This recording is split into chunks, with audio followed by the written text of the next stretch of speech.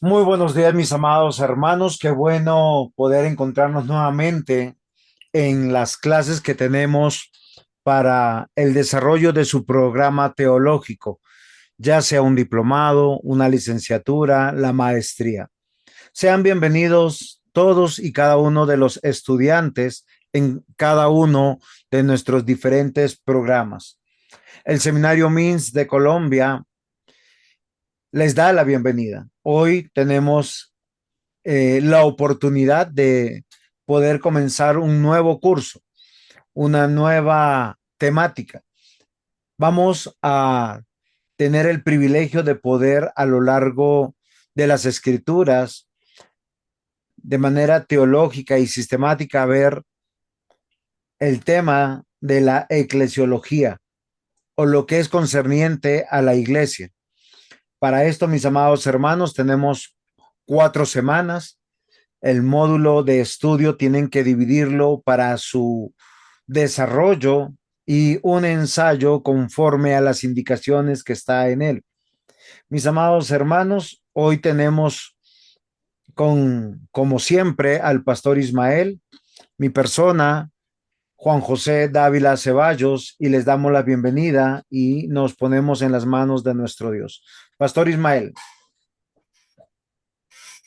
Ok, oremos. Señor, gracias te damos por esta mañana, por tu buen cuidado, por tu fidelidad para nosotros, por dejarnos estudiar tu palabra, por dejarnos deleitarnos en tu verdad y por instruirnos, Señor, con ella para que podamos vivir y vivir con sabiduría, con excelencia, con esperanza y para que podamos honrar tu nombre. Gracias por llamarnos a ser hijos tuyos y por darnos el privilegio de exponer la verdad tuya, que es una verdad eterna, absoluta, perfecta, inmutable. Gracias te damos, Señor. Nos confiamos en tus brazos, rogamos tu dirección y pedimos tu guía para poder tener resultado y éxito en todo lo que vamos a hacer. Gracias te damos, amado Señor, por nuestros estudiantes y por este tiempo que tenemos para estudiar tu palabra. En Cristo Jesús. Amén. Amén. Muchas gracias, pastor Ismael.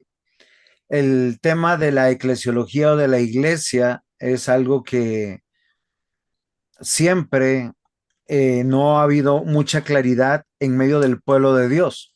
Casi siempre cuando la gente entiende iglesia, se refiere a el edificio, a la estructura. Y por siglos la iglesia ha encontrado en doctrinas equivocadas este entendimiento. Sin embargo, hoy queremos, a partir de las escrituras, tener un entendimiento claro sobre la iglesia. Entonces, Pastor Ismael, estamos en sus manos para comenzar nuestra clase del día de hoy. Ok, mi querido pastor, muchas gracias. Y efectivamente el tema que tenemos hoy es un tema muy importante que vamos a desarrollar durante este mes. Es un tema que no es básico, sino un tema esencial, estructural a la fe y tiene que ver con la iglesia, con la doctrina de la iglesia, con qué es la iglesia, para qué existe la iglesia, cuál es nuestro deber y función frente a la iglesia. Y la iglesia está definida en la escritura como columna y baluarte de la verdad. Es una doctrina muy importante, la eclesiología. Y hay muchas posturas. De pronto alguien dirá, bueno, pues es que cada uno enseña dependiendo de su interés. Nosotros queremos ser bastante bíblicos, bastante centrados en la escritura y vamos a estudiar la eclesiología desde la escritura para ver la razón de ser de la iglesia, su propósito, su alcance, sus objetivos y cómo podemos participar en ella con veracidad y con dignidad. Entonces, mi querido pastor, el curso que vamos a tomar en este mes es el curso sobre eclesiología, sobre la importancia de la iglesia en todo el sentido, no solo práctico, sino también en cuanto a su origen, en cuanto a su misión y en cuanto a su objetivo. Y partimos diciendo que somos el pueblo de Dios, por lo menos así la Biblia define la iglesia como el pueblo de Dios. Entonces, es un tema muy importante, ¿cierto, pastor? Y muy necesario también.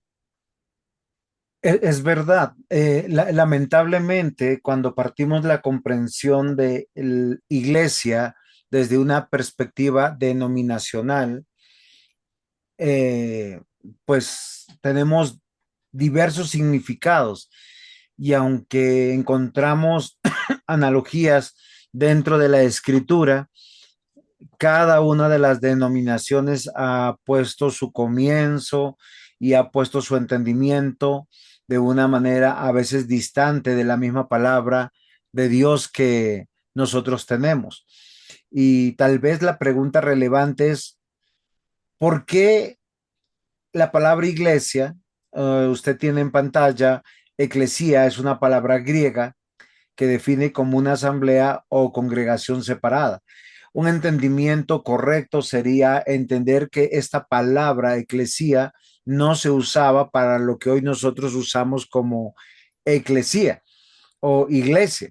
Entonces, tal vez sería bueno darles a entender por qué dentro de la acepción que tiene la palabra eclesía, hoy es reconocido lo que usted nos está haciendo entender: el pueblo de Dios, la asamblea de Dios, la congregación de Dios, porque en el momento o las primeras veces que es citada en los textos bíblicos, nosotros nos damos cuenta que humanamente y socialmente y culturalmente se usaba de otra manera.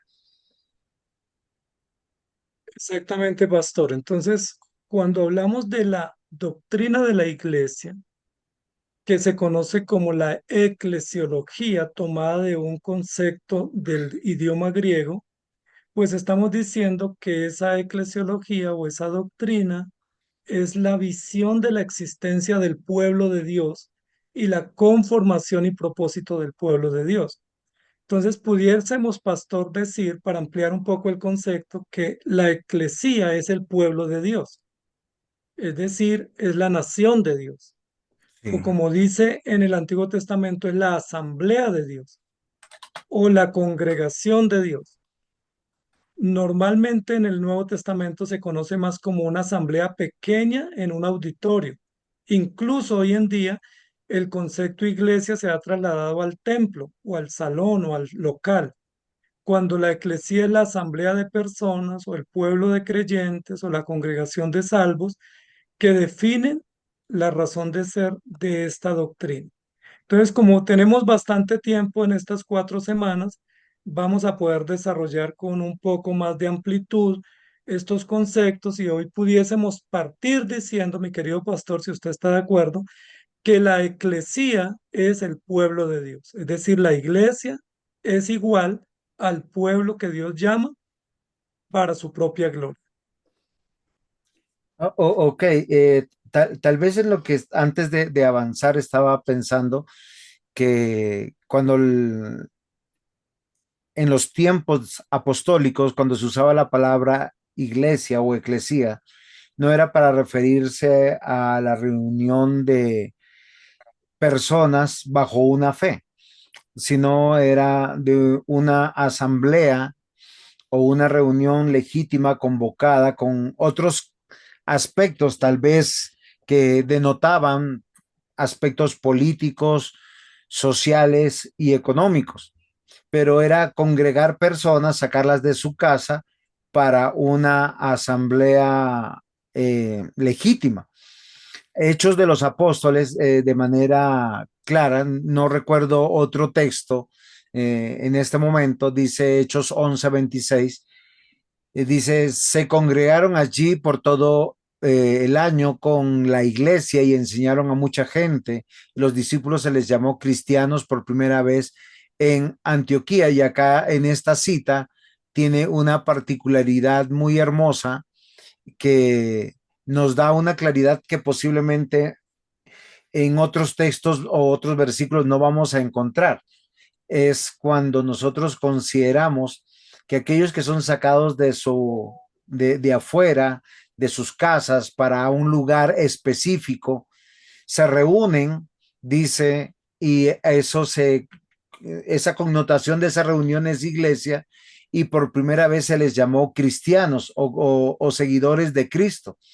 Y la palabra no tiene un referente en el Antiguo Testamento porque el Antiguo Testamento fue escrito en hebreo y alguna parte en arameo, pero nosotros podemos, yendo a su etimología, lo que tenemos en pantalla significa llamar. O sea, han sido llamados de sus vidas, de sus hogares, para estar reunidos y manifestar una asamblea, una congregación, y es ahí donde tenemos la connotación de pueblo, de nación, de hijos de Dios y estar bajo la fe en Cristo. Básicamente, creo que nosotros tenemos que considerar esto, pero ellos se unían bajo la unidad de la fe, bajo la guía del Espíritu Santo, bajo la presencia de Cristo y bajo los signos, símbolos, sellos y señales del pacto de la gracia. Entonces, con esta precisión, vamos a entender que la iglesia es imposible que haya nacido en el Pentecostés, como algunos lo aseguran, por la connotación de la reunión de los salvos, porque nosotros, de acuerdo a textos bíblicos, tenemos salvos tanto en el Antiguo Testamento como en el Nuevo Testamento. Y es ahí donde nosotros tenemos que introducir y tener una comprensión correcta lo que esperamos alcanzar en estas cuatro clases.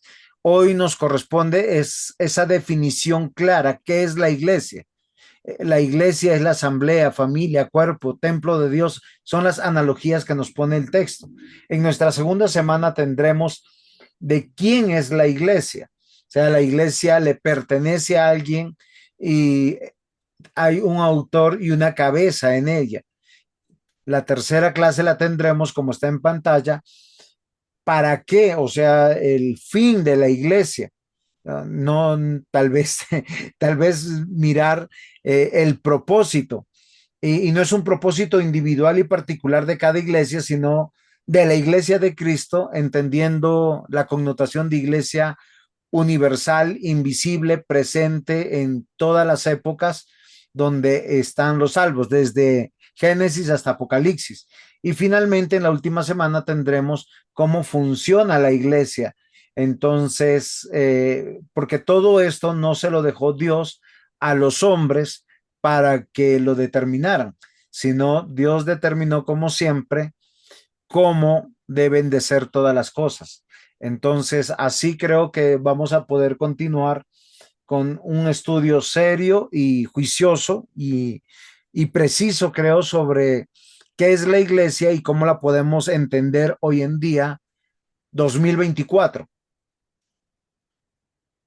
Exactamente, pastor. Entonces, recordemos que cuando hablamos de la iglesia, hablamos de una institución y como institución de la sociedad, pues tiene un origen y tiene un propósito y una razón de ser. Y ese propósito y origen lo define el autor de la misma. Y lo que queremos en este curso es desarrollar preguntas relacionadas con temas sobre la iglesia. Y como está dicho, hoy comenzaremos hablando qué es la iglesia. No estamos hablando de tu iglesia local ni de mi iglesia local, sino la iglesia como pueblo de Dios, como conjunto de creyentes, como asamblea fiel, llamada y apartada para un fin exclusivo. ¿Qué es la iglesia? Y la Biblia nos presenta muchas analogías y todas las analogías son válidas en el estudio de la iglesia, porque no pudiésemos simplemente decir que la iglesia es solo una analogía y no las otras. Todas las analogías tienen propósito de darnos información o ampliar el concepto de qué es la iglesia. Y la Biblia presenta a la iglesia como una asamblea, como una familia, como un cuerpo, una labranza, un templo, un edificio o como un rebaño.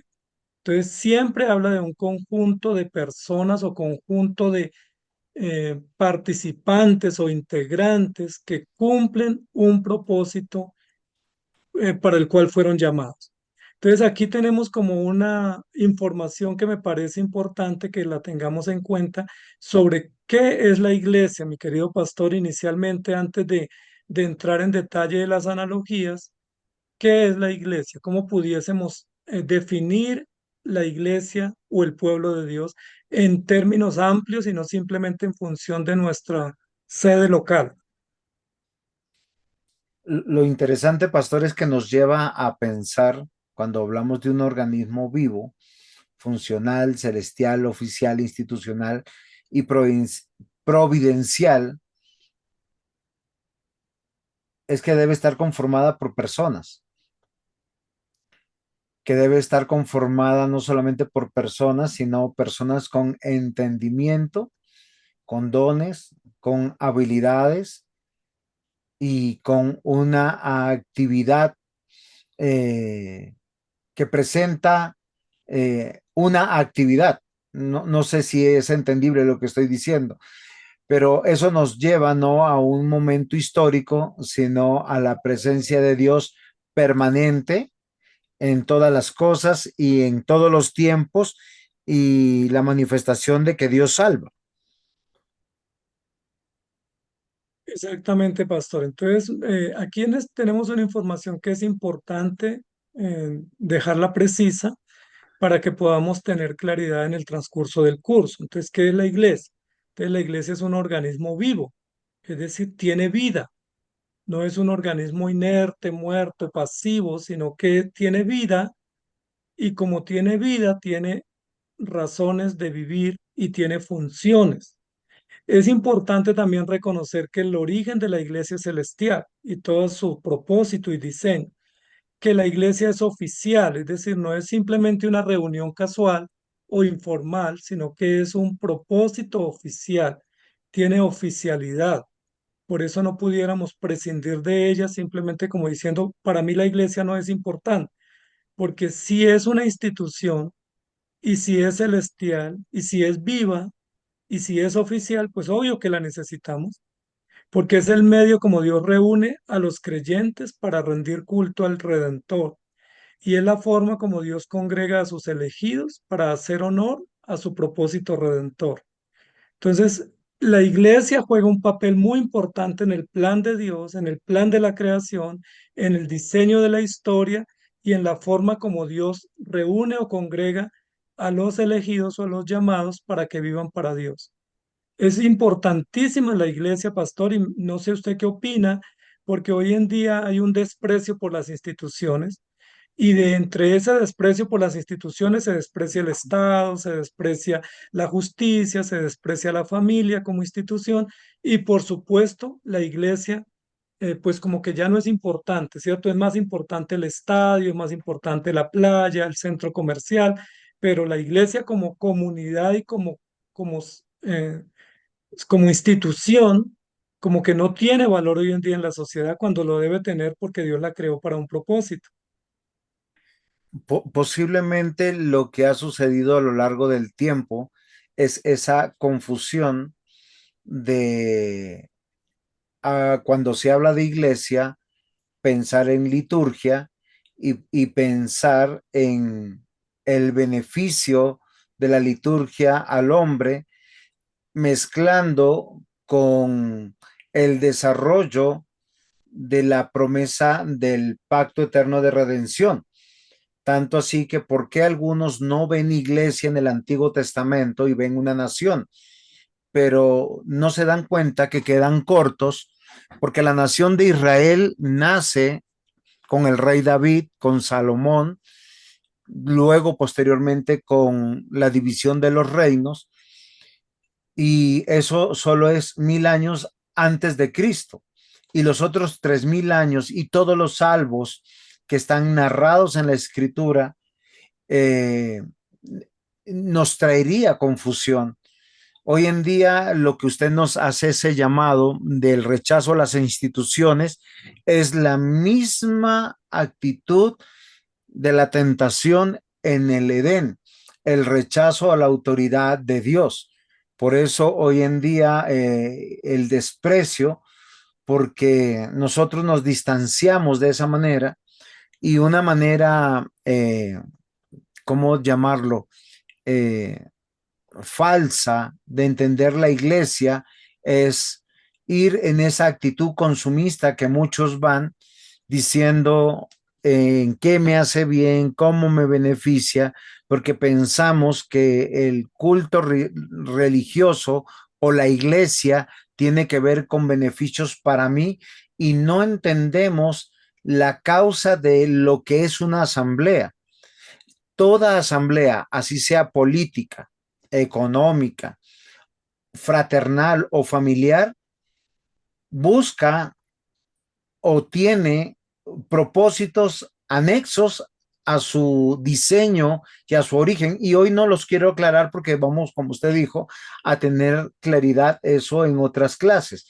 Pero lo que sí tenemos que pensar es que cuando pensamos en iglesia, es un grupo de personas reunidas con dones, habilidades, con propósitos y motivaciones que deben ser correctos y donde se debe distanciar esas personas del proceso histórico redentivo. ¿Por qué razón lo digo de esta manera? Porque cuando decimos que la iglesia nació en el Pentecostés, en Hechos 2 y nos distanciamos de todo el Antiguo Testamento, obramos en contra del desarrollo de la escritura, de lo que realmente significa la palabra iglesia o asamblea legítima o congregación, porque Dios en su infinita bondad, yo encuentro en la Biblia, y creo que usted también, pastor, y no sé si nuestros estudiantes podrán encontrar personas que fueron sacadas de su contexto de hogar, de su contexto de nación, para conformar una asamblea legítima que tiene un propósito de poder cumplir una misión, de poder asociarse a quien los llama de manera poderosa y extraordinaria y donde no hace un énfasis en su nacionalidad, cultura u origen, sino funciona de las mismas partes, no importa el lugar donde sea llevado o sea manifestado. De esta manera estoy tratando de citar estos tres puntos que tenemos en pantalla, que la iglesia es una asamblea orgánica o un organismo sistémico indivisible, pero es conformado por personas, no importa si se reunieron en una cueva, en un campo, en una carpa o en un edificio de adobe, de concreto, y donde debe haber oficiales, representantes de la autoridad suprema, donde nosotros tenemos que encontrar toda ese orden, esa solemnidad, esa reverencia que demanda Dios para el funcionamiento de todas las cosas, porque hay un propósito, la gloria de nuestro Dios, y es ahí donde nosotros tenemos que considerar. Iglesia está conformada por personas y esas personas se organizan de manera legítima, con un propósito y una motivación que trasciende nuestras propias vidas. Sería de esta manera, Pastor Ismael. Sí, pastor, esta primera analogía que estamos considerando aquí, que es una analogía que viene del Antiguo Testamento, que es el pueblo de Dios como asamblea, como comunidad, es muy importante. Y estas claridades que estamos haciendo son muy básicas porque hoy en día parece ser que se concibe la iglesia simplemente como una reunión de muchas personas. Sí, como que donde hay una reunión de muchas personas y cantan, ahí hay una iglesia. Pero no puede ser iglesia si esa organización o esa reunión de personas no es oficial. Es decir, tiene un orden, tiene un carácter oficial, no informal. Y me gustaría que pensáramos eso un poco, pastor, porque hoy en día se privilegia mucho lo informal y lo casual. O sea, se ve bien, se vende como algo atractivo, alternativo, como muy juvenil, muy pro. Todo lo casual, ¿cierto? Como todo lo informal, que no haya un código de orden, una ceremonia, una liturgia, como que entre más informal sea, como que más se vende la reunión. Y la iglesia no es una comunidad informal o casual. sino oficialmente se congrega en días específicos, en horarios específicos, tiene unos protocolos específicos, tiene unas ceremonias que se tienen que observar, tiene unos directores o directivos que están oficialmente encargados para esos fines. Eso es importante. Lo otro es que no es que la iglesia sea de libre asociación, es decir, como que yo hoy me vinculo y mañana me retiro, o yo voy cuando quiera, o cualquiera puede ir. No, a esa asamblea solo están llamados algunos, y quien decide los códigos de asociación o los criterios de asociación es Dios, porque es una institución formalmente establecida. Cuando uno va a una playa, pues uno puede llegar a cualquier hora y retirarse a cualquier momento y hacer lo que uno quiera, porque ahí no hay un código que convoque. Cuando uno va a un centro comercial, cada uno entra por la puerta que quiera, entra a la tienda que quiere, realiza la actividad que quiere.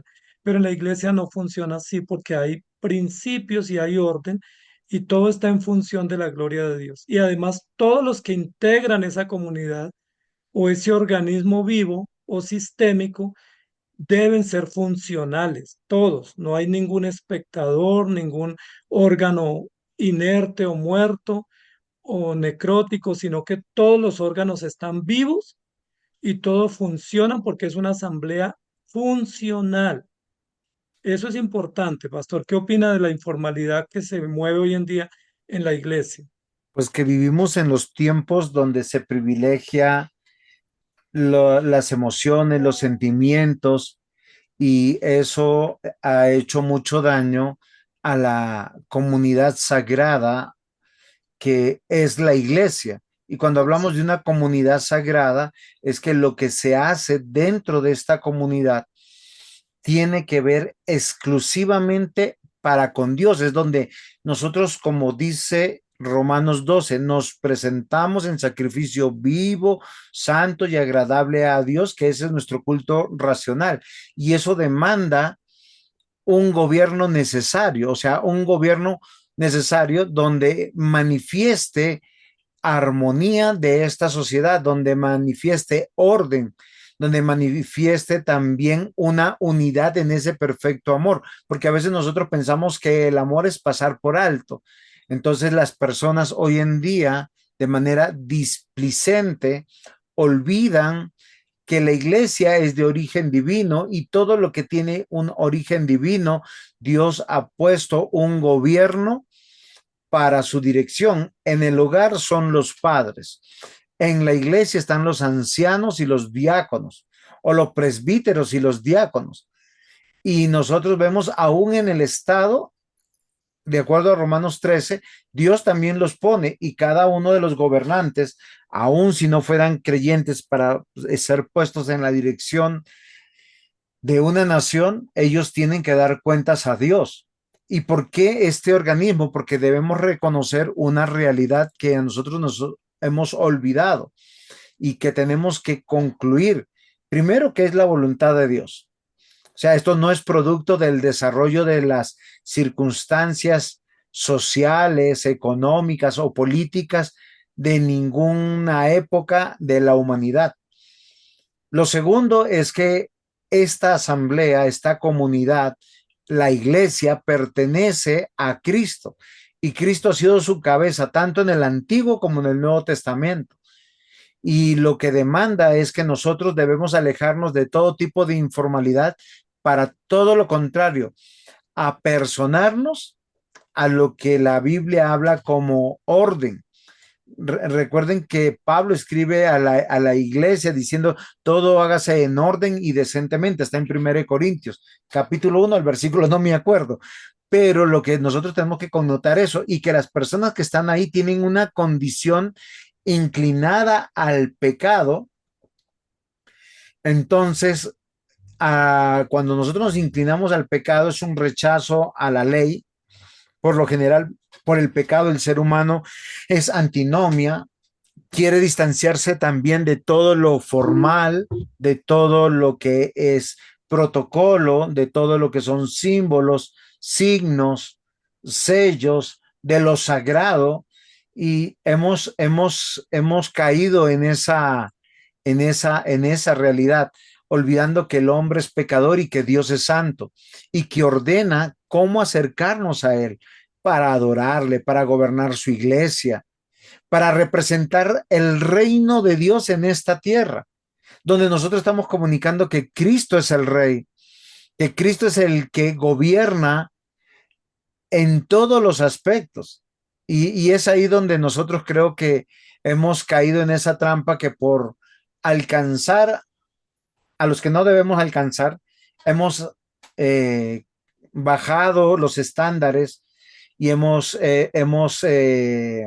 caído en la trampa de esa, como, de esa decadencia que está habiendo no solamente en la iglesia, sino en el mundo entero, entendiendo que hoy las ideologías precisan y quieren prevalecer el sentir, cómo te sientes, cómo te percibes y ahí validar quiénes son, cuando en la iglesia pasa algo totalmente diferente.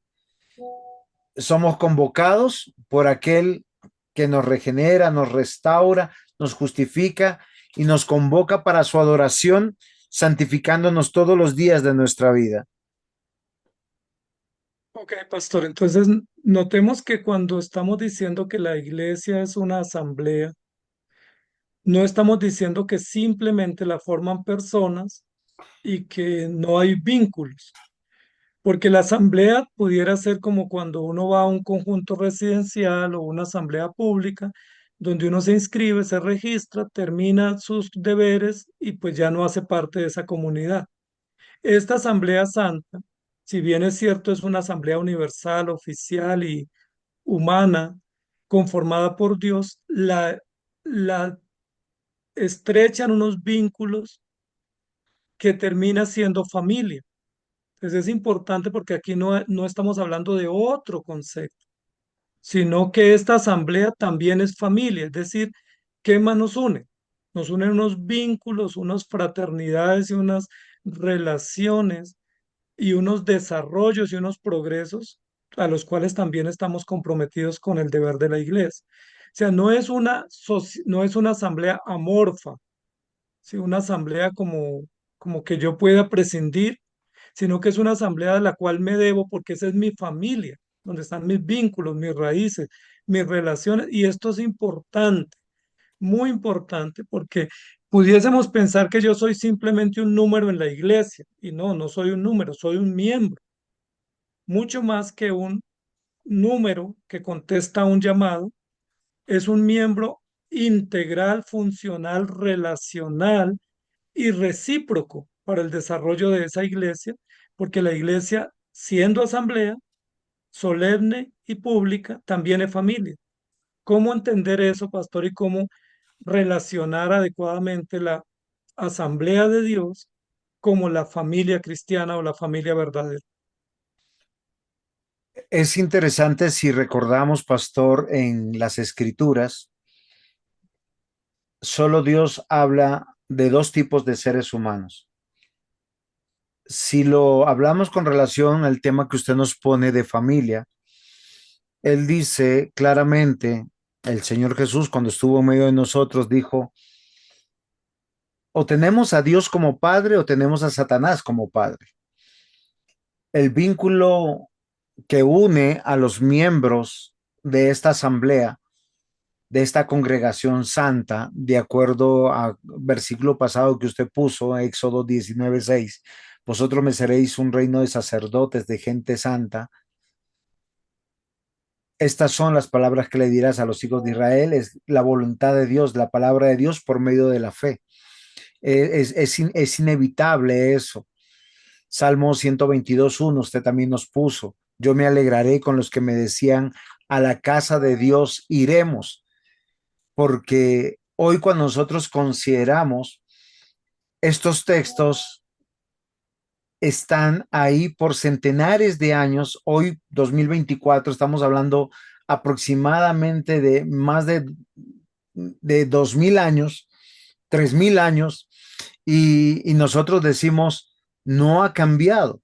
Y se refiere a una asamblea oficial, legítima, donde es el Padre, y lo interesante que más en el Antiguo Testamento que en el Nuevo Testamento, porque hoy en día también el título de Padre ha sido tan despreciado y hoy en día no tiene la misma connotación de padre que la tenía años atrás, hace unos 100 años atrás o hace unos 200 o 300 años atrás, pero es el mismo título que Dios dice que es para cada uno de sus hijos, para cada uno de los que son salvos de generación en generación y que se van relacionando bajo su palabra o bajo su voluntad para una reciprocidad y tiene que terminar es con hacer la voluntad de Dios o la obediencia.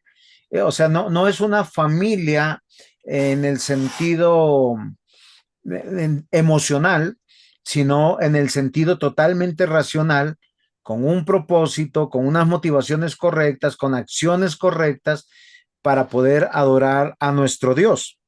Entonces creo que ahí las cosas cambian. Claro que sí, pastor. Y miren que aquí podemos presentar un cuestionamiento. Muchos dicen que la iglesia es tardía, es decir, que surge después de Cristo. Muy bien, dejemos eso ahí. Pero si la iglesia es familia, ¿cuándo surge la familia? Si la iglesia es pueblo, ¿cuándo surge el pueblo? Si la iglesia es nación, ¿cuándo surge la nación?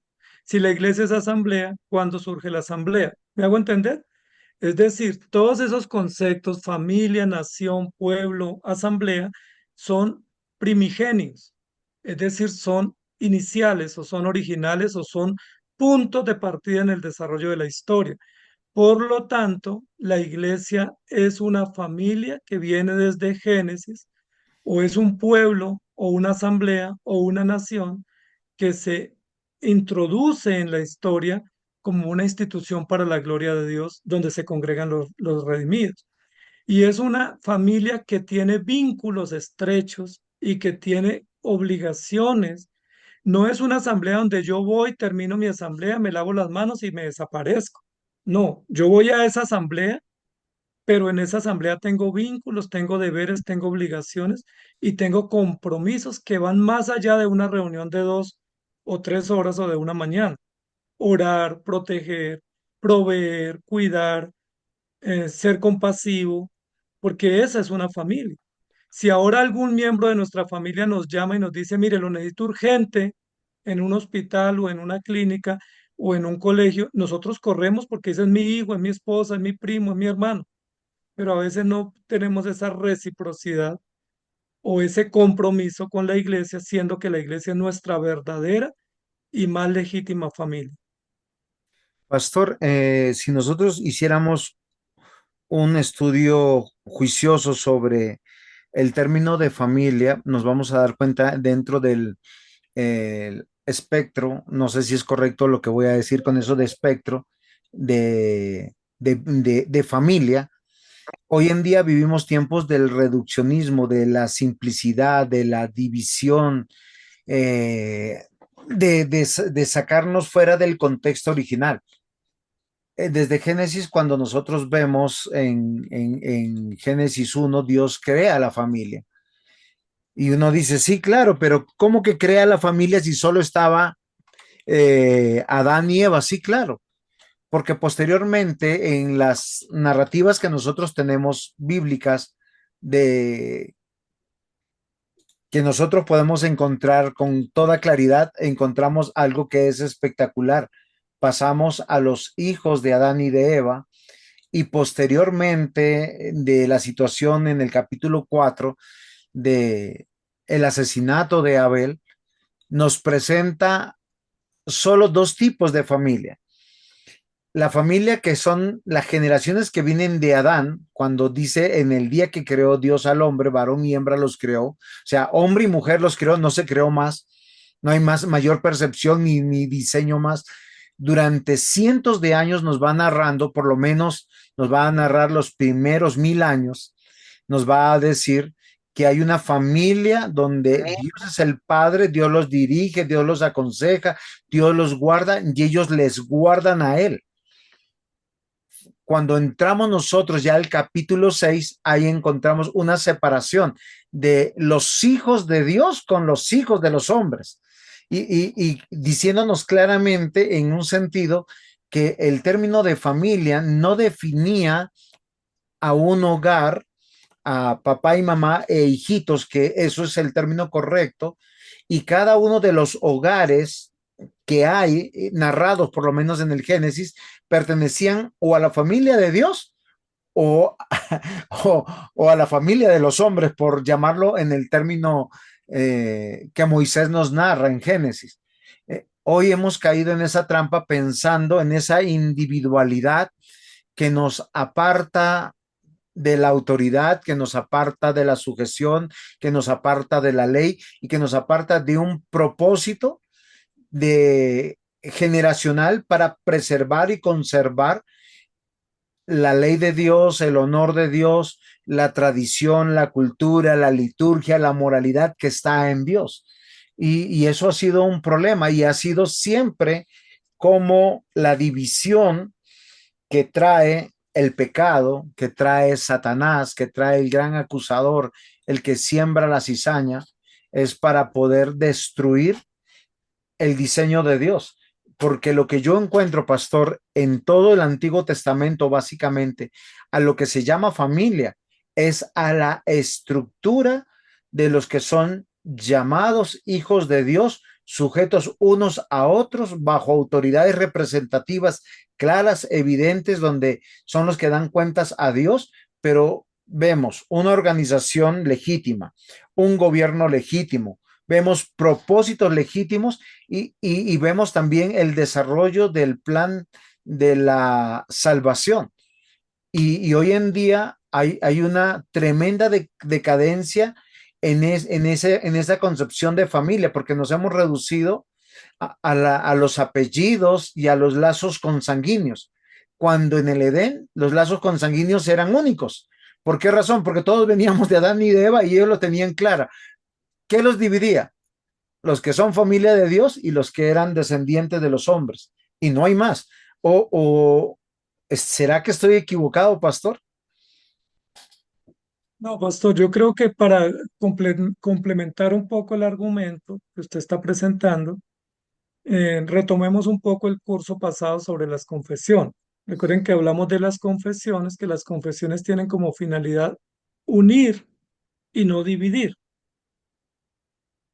De la misma manera, los conceptos bíblicos de familia tienen como propósito mostrar el amplio plan de Dios y no reducir. Hoy en día se habla de iglesias con comunión cerrada, es decir, entre más sectarios seamos, como que mejor familia somos.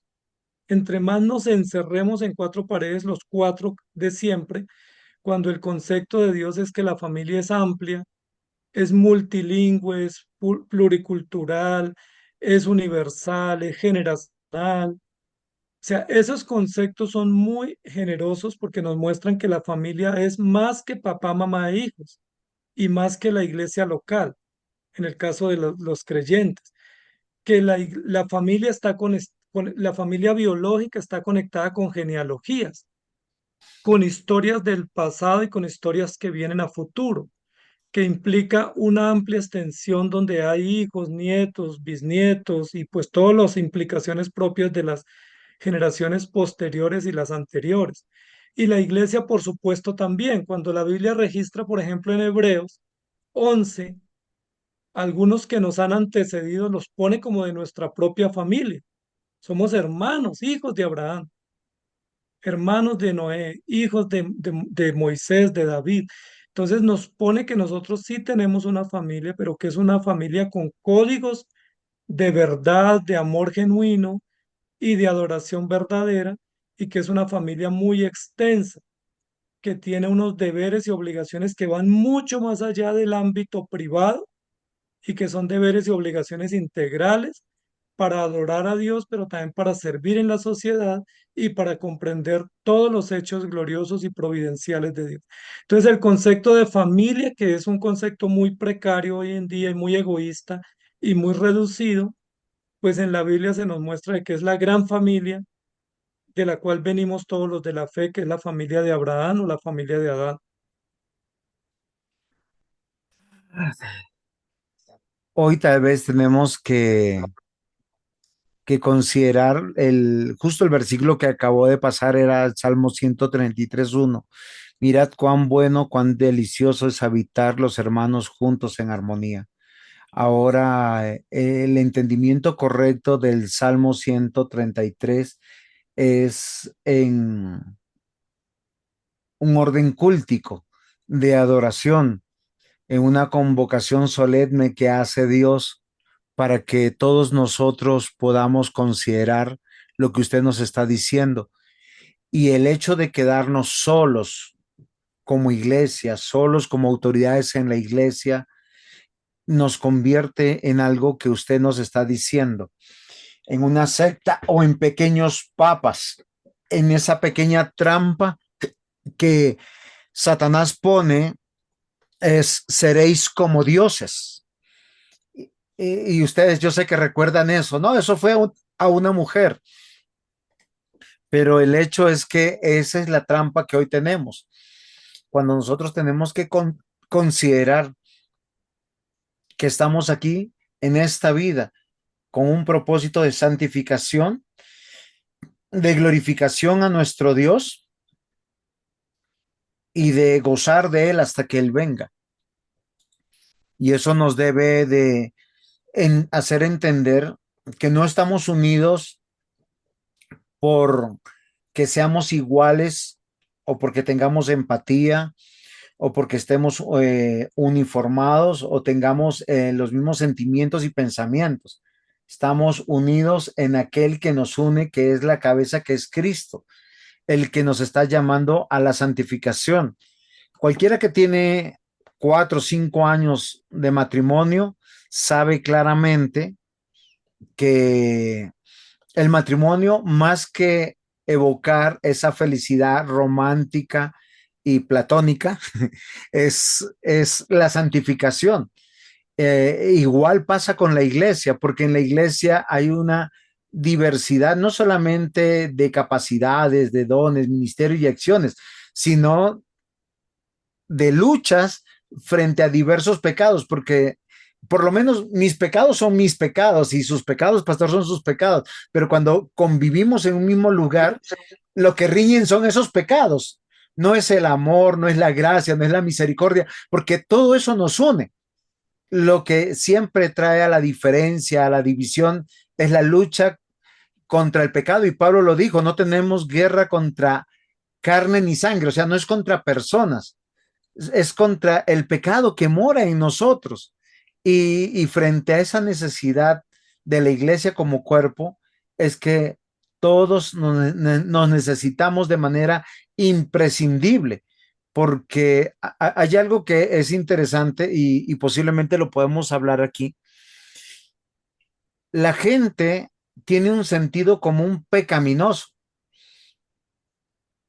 que tiene que renunciar para abrazar la verdad de Dios, que es un imperante, porque la palabra de Dios es para nuestra felicidad. Miren, muchos de los salmos dicen cuán deleitosa, deliciosa es la palabra de Dios.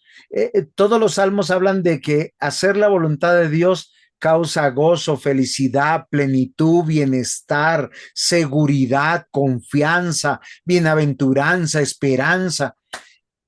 Todo lo contrario a lo que el mundo dice. Todos tienen como un pensamiento. Si vas a la iglesia, es una lista de prohibiciones. No seas feliz, no te diviertas, no te goces. Y eso es una mentira. ¿O no es así, pastor? Sí, los códigos definitivamente están invertidos porque el hombre se rebeló contra Dios, que es la fuente y autor de la verdad.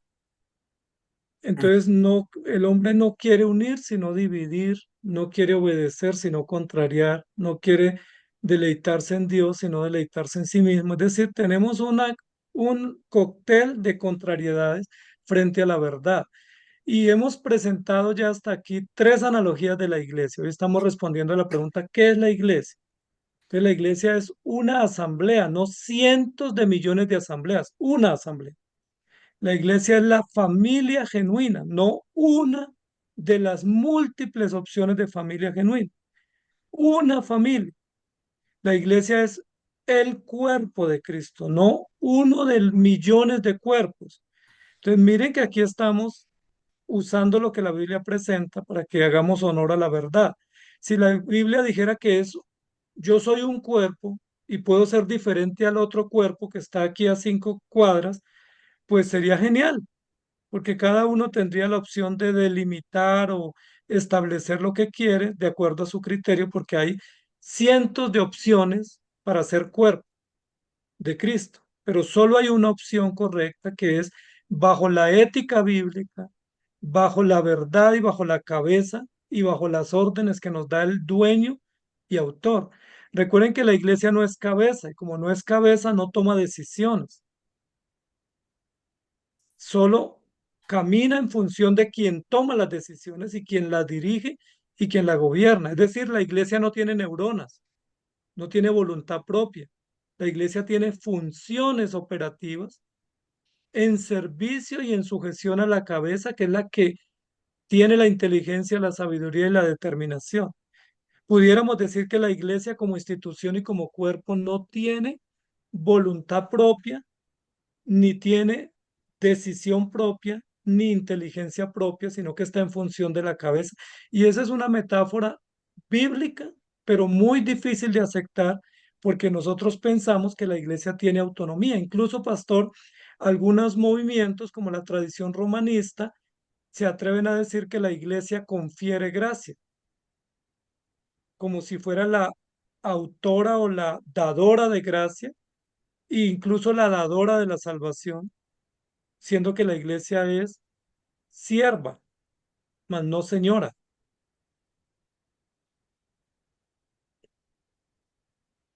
Es verdad, pastor. Cuando nosotros tomamos esta analogía, nosotros tenemos que considerar esa palabra que hoy usamos para definir a el cuerpo de Cristo, la familia de Dios, y tiene que ver con la legitimidad. O sea, Dios no puso al hombre a, ¿cómo se llama esto? A dictaminar, inventar o discernir cosas, sino a obedecer. Y tanto Antiguo y Nuevo Testamento tienen las mismas analogías y las mismas aplicaciones y las mismas estructuras. Entonces, es ahí donde nosotros tenemos que entender eso. Sí es claro lo que estoy tratando de decir cuando la Biblia dice que es una asamblea. Desde el comienzo, en Génesis 5 vemos una asamblea de hombres convocados por Dios, pero asimismo es la familia de Dios, unidas no por un apellido, sino por el linaje de la salvación. Y a su vez es un cuerpo organizado, donde Dios llama cabezas a dirigir, donde Dios encarga cabezas que nosotros los conocemos en la época antes de la monarquía, como los patriarcas, después vemos los jueces, después vemos monarcas y sacerdotes, pero finalmente el que dictamina eso es Dios. Entonces nos tenemos que Exactamente. alejar de esa comprensión separatista y esa comprensión dispensacionalista que hoy en el Nuevo Testamento tenemos iglesia y antes era la nación de Dios, porque la nación de Dios tiene escasos años de existencia, desde David hasta la toma de Nabucodonosor cuando conquista el exilio y después cuando vuelven están bajo el imperio romano, ya no como nación, sino como un anexo al imperio romano. Pero ¿qué es lo que siempre hemos visto? La iglesia del Señor preservando toda la voluntad de Dios. Por eso el mismo Señor Jesús dijo, Moisés y los profetas hablaron de mí. Exactamente, pastor. Y eso es muy importante lo que estamos diciendo. Y yo le añadiría otra palabra más, y es esa visión reduccionista de la iglesia.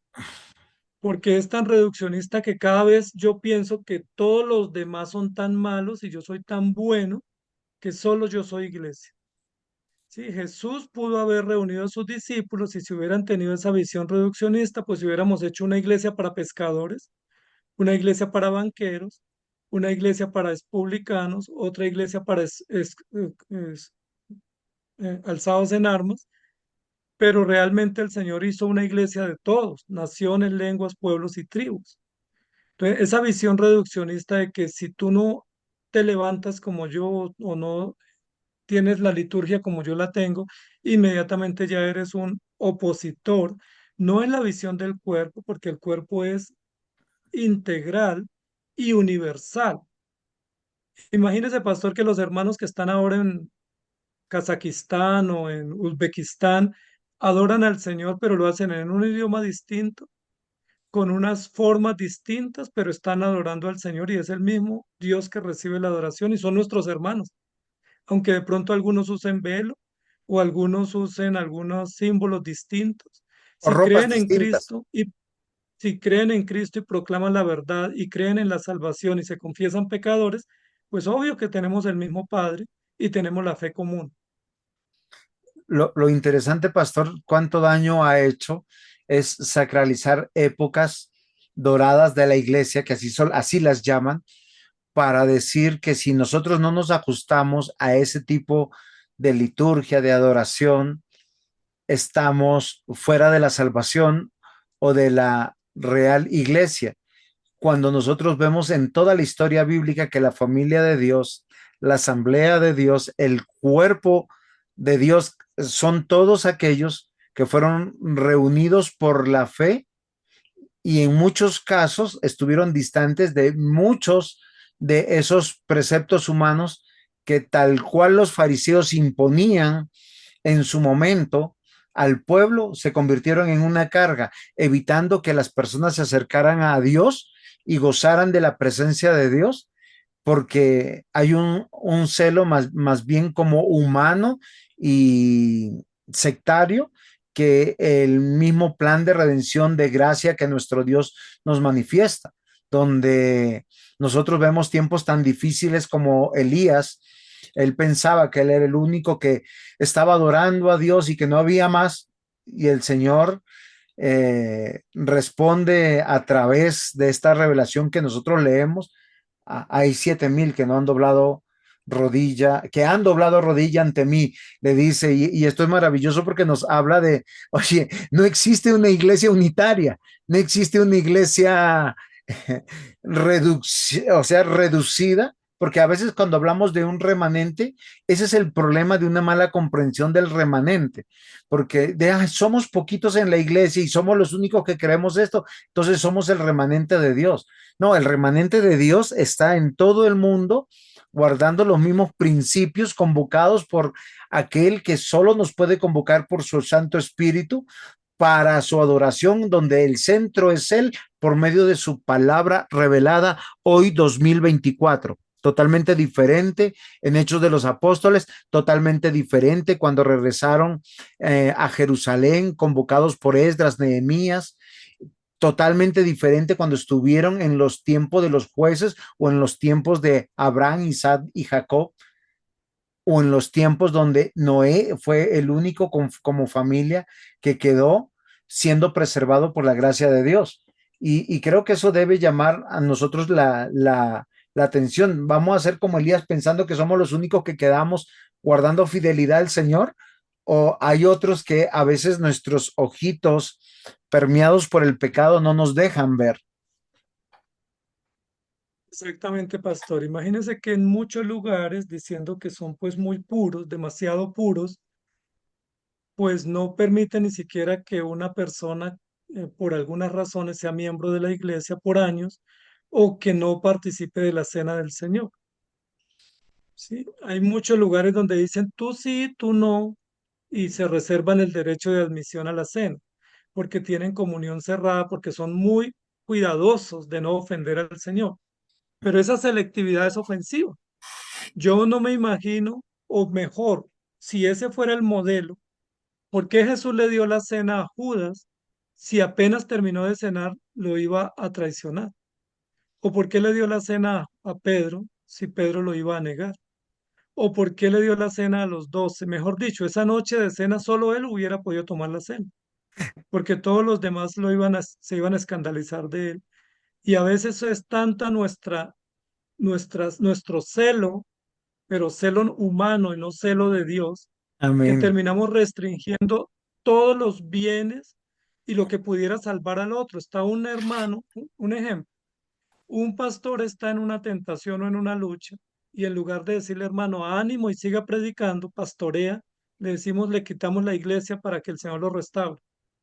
O al creyente que está en debilidad o en tentación le decimos, no vuelva a congregarse y no participe de los sacramentos mientras se restaure. Es decir, le quitamos los medios por los cuales puede salvarse. Y Muy vamos a duro, la siguiente. muy duro porque defendemos posiciones denominacionales y olvidamos, porque lo que usted me hizo recordar, faltó una partecita que el Señor Jesús dijo, cuánto deseo volver a participar de esta cena con ustedes, pero será en la Aunque, eternidad. Ahora mi aunque haya pregunta es, traidores en ¿será la que Judas también recibió el perdón ahí? Pero dicen que todos tenemos un Judas en la iglesia. Pero lo interesante de esto es lo que usted nos hace pensar, que todo lo que vemos en la escritura de los miembros que son de la iglesia son referentes a los que están inscritos en el libro de la vida.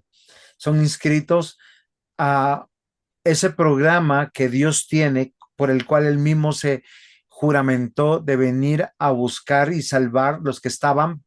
Esta es la palabra, porque la iglesia es un conjunto de personas perdidas, ubicadas, halladas y añadidas por el poder todopoderoso suficiente en la obra de la gracia de nuestro Dios.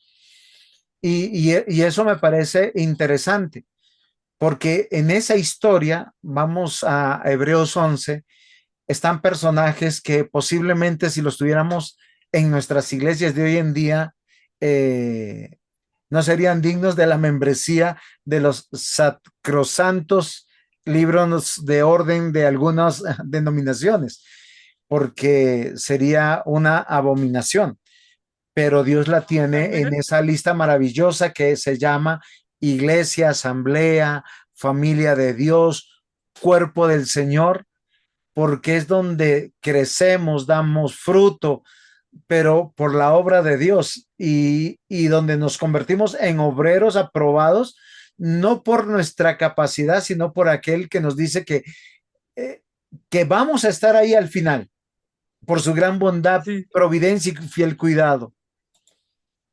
exactamente, pastor. Miren que sí, miren que esta analogía, que es importantísima, nos ayuda a corregir las anteriores. ¿En qué sentido? Que esta analogía de la labranza es que la iglesia es el terreno de cultivo donde Dios trabaja. Entonces, si es un lugar donde se siembra, se limpia, se abona, pues es un lugar donde hay trabajo para realizar.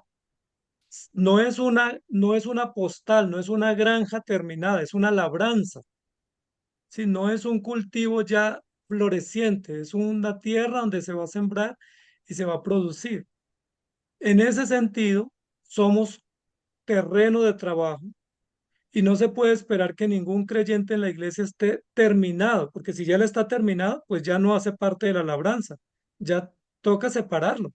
La labranza es donde hay cosas para hacer y donde Dios está trabajando. Es decir, todos necesitamos ser labrados, ser limpiados, ser cuidados para que podamos dar fruto, porque el fruto no llega de la noche a la mañana. Yo no llego a Cristo hoy y mañana estoy llevando mucho fruto. Posiblemente mañana estoy lleno de maleza y estoy lleno de plagas y estoy lleno de ácaros y necesito el poder del labrador para que siembre la semilla y la haga producir, y eso toma toda una vida.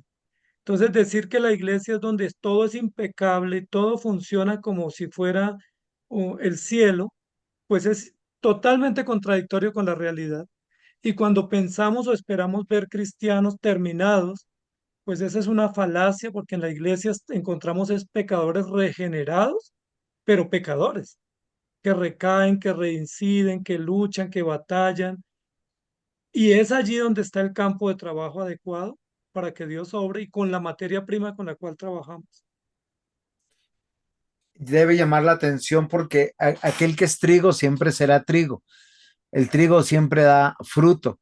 Y recuerdo a lo que cita Judas capítulo 1 versículo 24 y aquel que es poderoso para guardarnos sin caída y presentarnos sin mancha delante de su gloria con gran alegría, al único y sabio Dios, nuestro Salvador, sea gloria y majestad, imperio y potencia, ahora y por todos los siglos. Amén. Y la labranza tiene una particularidad, pastor.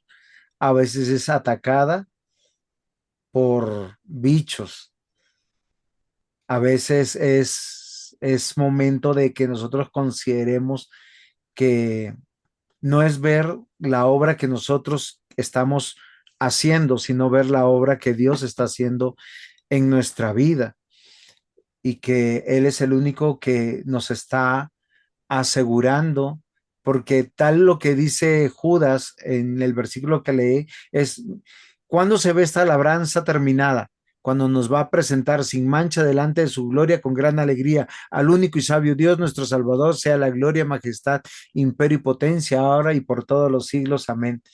Pero no es en el hoy. Hoy la iglesia tiene esa particularidad y el trigo seguirá siendo trigo y hay cizaña que parece trigo, pero nunca tendrá el fruto del Espíritu Santo, el fruto de la obra de Dios.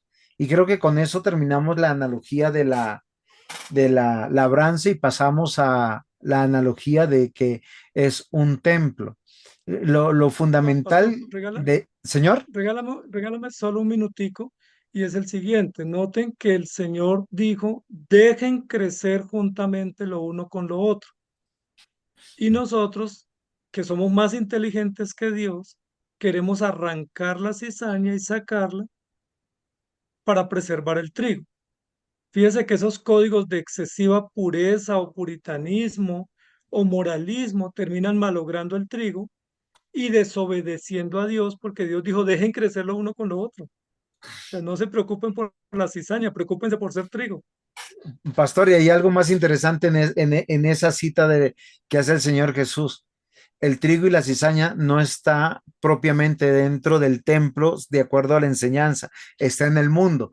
Y eso nos llama también a entender que la iglesia, aunque es local y hay una manifestación temporal y real y circunstancial, todos los que están dentro de la iglesia en diferentes tipos de denominaciones, nombres y todos con un propósito experimentar el poder preservador de aquel que salva, de aquel que es fiel para guardarnos hasta el día en que nos va a convocar.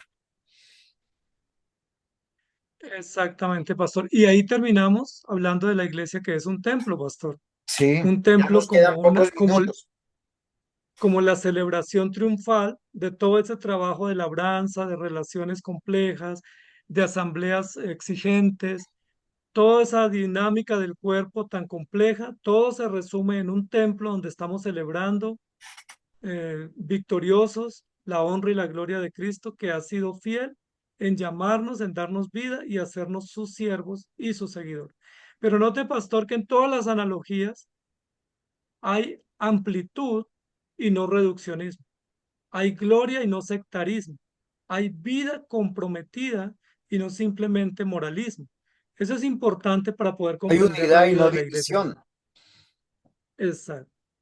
Entonces, ¿qué es la iglesia? Pues es la comunidad que Dios forma para su propia gloria, su propia adoración, donde añade personas de todos los contextos para que le rindan culto y para que se deleiten en Él por siempre, porque ese es el fin principal de nuestra existencia. Ha sido la lucha desde Jacob con sus 12 hijos, ha sido la lucha de los apóstoles que se esparcieron por el mundo conocido, Asia Menor, África, Europa, donde las iglesias siendo diferentes por sus circunstancias idiomáticas, culturales, folclóricas, finalmente todos creyeron lo mismo. La multiplicidad de los textos del Nuevo Testamento en los diversos idiomas en todos estos lugares atestiguan que todos nosotros estábamos unidos como iglesia, que las diferencias étnicas, culturales, idiomáticas nunca fueron algo importante ni trascendente, sino creer en Cristo. Y de hecho, la indicación de Hechos 15 en ese primer gran concilio es dejemos las tradiciones eh, farisaicas, sería, ¿sí? Sí. Para concentrarnos en vivir para nuestro Dios, porque la iglesia la convoca a nuestro Dios, porque la iglesia es en la que está obrando, es Dios, y la que la está preservando de manera extraordinaria, esa iglesia invisible que a veces nosotros no vemos y donde nosotros tenemos que considerar que somos hermanos unos con otros, no por las razones lingüísticas, culturales, mucho menos parentales, biológicas, sino porque Dios nos salvó y está haciendo lo mismo en cada uno de nosotros, no importa la época, no importa el color de nuestra piel, no importa la situación económica, social, política o étnica que estemos viviendo. Pastor, permítame para concluir de mi parte decir lo siguiente. La Biblia dice, los cielos cuentan la gloria de Dios, visión de conjunto. No dice el átomo cuenta la gloria de Dios. Dice, de Jehová es la tierra y su plenitud. No dice la nanopartícula es de Dios y su plenitud. Dice, Jehová es el creador de los cielos y la tierra, o todo lo que respira alabe a Jehová. No dice el insecto más diminuto alabe a Jehová. Si me hago entender, es decir, esa visión de conjunto no la hemos perdido. Por eso Elías dijo, solo yo he quedado, pobrecito de mí, soy víctima de todo el mundo, cuando hay cientos que adoran a Dios. A veces vemos la iglesia como si fueran 15 o 50, cuando la iglesia es millonaria, es universal y es gloriosa. Nunca está en derrota, sino siempre en victoria, porque está en función de su autor y del propósito general y absoluto para el cual fue creada. Tenemos una gran nube de testigos, no pocos, una gran nube de testigos. Algo para probar es la actitud de Jonás frente al plan de Dios, cuando le dice, ve y predica a Nínive. Él se enojó muchísimo porque él pensaba que solamente su pequeño gueto racial, por decirlo de alguna manera, era el que era digno, pero Dios estaba convocando también a sus enemigos para salvar. Eh, Pedro con Cornelio, ¿no? sí, exactamente.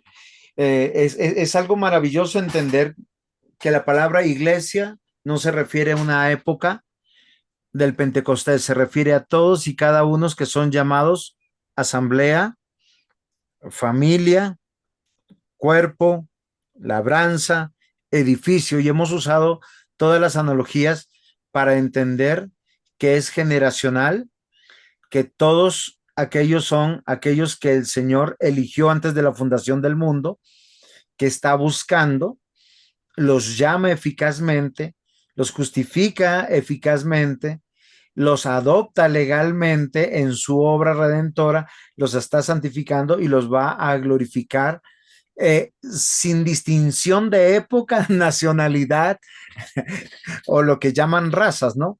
Esto debe llamar la atención a nosotros y nos debe desafiar para no quedarnos solos, para abrirnos, unirnos y entender que lo que usted dijo hace un instante fue muy importante. Y con eso yo termino y usted luego nos despide. Es nuestra iglesia no son los 15, 30, 50, 100 o 200 o 1000 personas que estamos. Nuestra iglesia es como la arena del mar, como las estrellas de los cielos.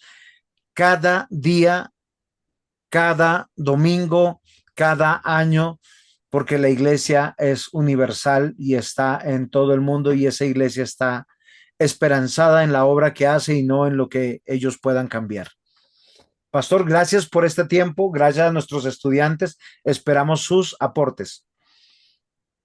Pastor, muchos van a llegar en el día del final con velo y nosotros decimos, ¿y con velo también se salvaba? Otros van a llegar con jeans, no, con jeans también se salvaba. Otros van a llegar danzando, con danza también se salvaba, es decir, nuestra visión precaria no nos deja ver la grandeza de la redención y la multiforme gracia de Dios. Oremos. Señor, gracias por tu palabra, por este tiempo que nos das para meditar sobre qué es la iglesia, sobre tu plan perfecto. Te rogamos que nos ayudes a comprenderlo, a deleitarnos y a no imponer nuestra visión tan sectaria, tan corta, tan miope de un plan tan eterno y tan universal como es la iglesia. Permítenos entender un poco más cómo funciona la iglesia y cómo debemos honrarte, más que ser sectarios, moralistas, religiosos, incluso siendo piedra de tropiezo para otros, cuando debiéramos deleitarnos en ti y ser útiles en tu reino. Ayuda a nuestros estudiantes y permítenos sacarle provecho a este estudio. En el nombre del Señor Jesús. Amén. Amén. Gracias, pastor. Gracias a ustedes, nos vemos en el siguiente encuentro.